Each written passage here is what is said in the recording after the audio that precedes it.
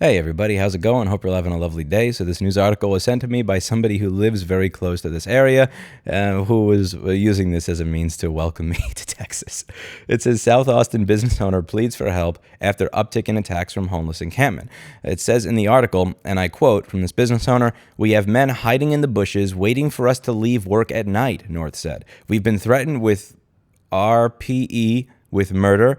The latest attack was caught on camera on Monday. You could see a man pull a pole out of the ground, walk over to the salon as if he's going to smash the window." And you have this video over here where you can see that there is this very kind gentleman who takes a pole, looks like he takes a pole, rips it out of the ground, and then is walking over to the window, most likely just to say hello. You know, this is what people do when they take poles out of the ground. They usually just walk over to say hello. They totally are not trying to, I don't know, destroy the windshield of every single car that it is in view because they're crazy.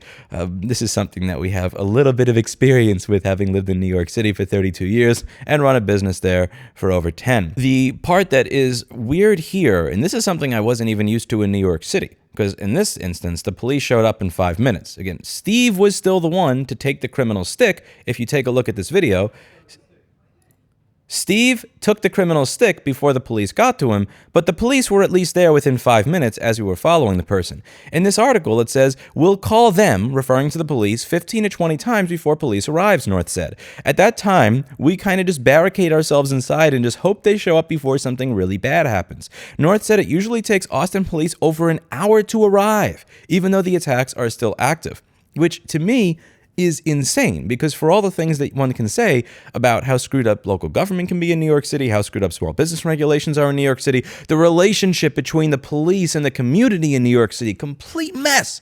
They show up in 5 minutes or less every single time there has ever been an issue.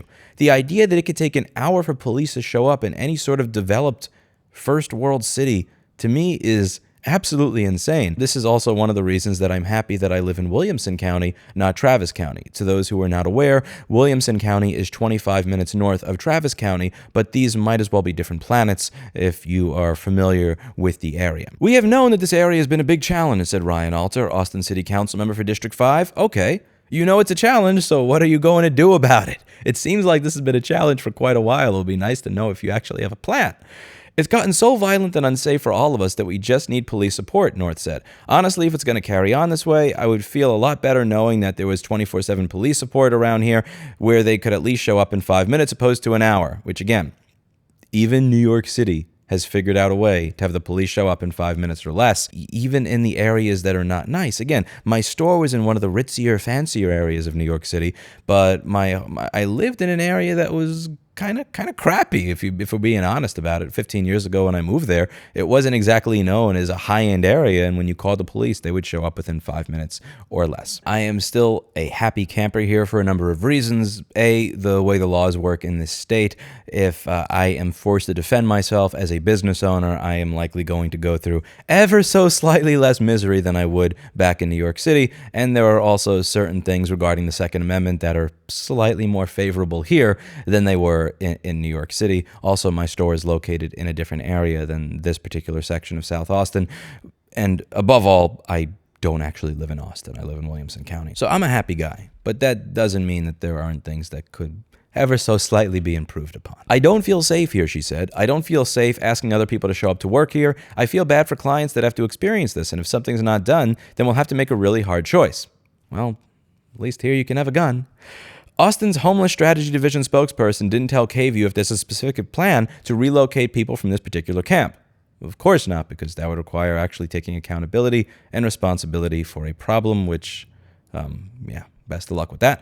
However, the spokesperson said since 2021, the city has moved nearly 500 unhoused people from camps to local bridge shelters and permanent housing. And one of the things to understand here, like there's different classes of homeless people. I've hired people that were homeless in the past. I've had days where like an employee didn't show up. He was sick. I had a deadline. I had like 400 packages I had to ship out. My office used to be right next to a homeless shelter back in the day. These are not all bad people. Some of them are just people that fell on bad times, and as a result of it and having some really shit luck are now in a crappy position. I would say, here's $100 and I'll buy you food if you help me for a couple hours to help me ship my packages.